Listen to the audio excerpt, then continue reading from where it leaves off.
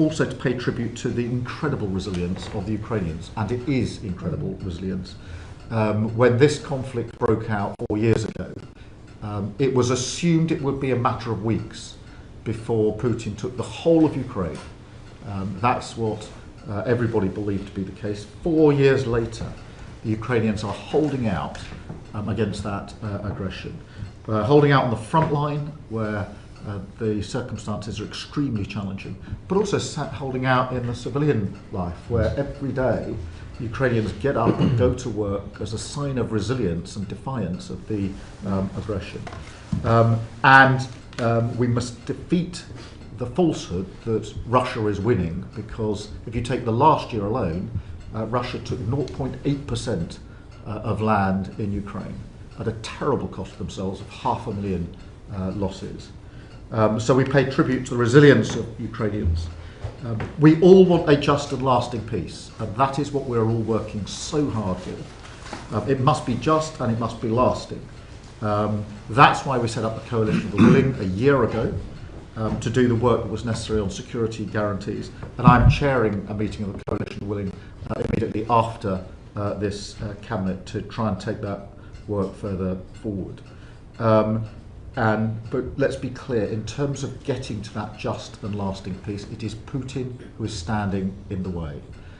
Volodymyr Zelensky has shown willing, he's taken the lead, it is Putin who is standing in the way, and that's why we must always double down on our support for Ukraine. That means capability, it means resource, it means more sanctions, and today I'm pleased that we're announcing the biggest package since 2022 in terms of sanctions package. That's 300 energy companies, Russian energy companies, that are being targeted. And we're doing a lot more work on the shadow fleet, which is essential in terms of weakening the ability of Russia to continue with this aggression.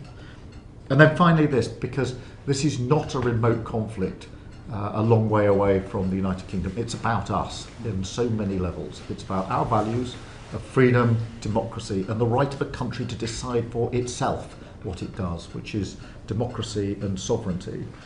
It has already impacted us over and above the work we've done on capability, resource, sanctions, etc., because it has hit every family with the cost of living. Energy prices doubled at the beginning of this conflict. They're still 40% higher than they were before the conflict. And so every family is feeling this. And how and when this conflict ends is going to affect everybody in the United Kingdom for a very long time, which is why it's so important that we make sure that it's a just and lasting peace. And Ukraine is very much the front line of our freedom. And we need to bear that in mind as we mark this 4 years since the outbreak of this awful conflict. Thank you, colleagues.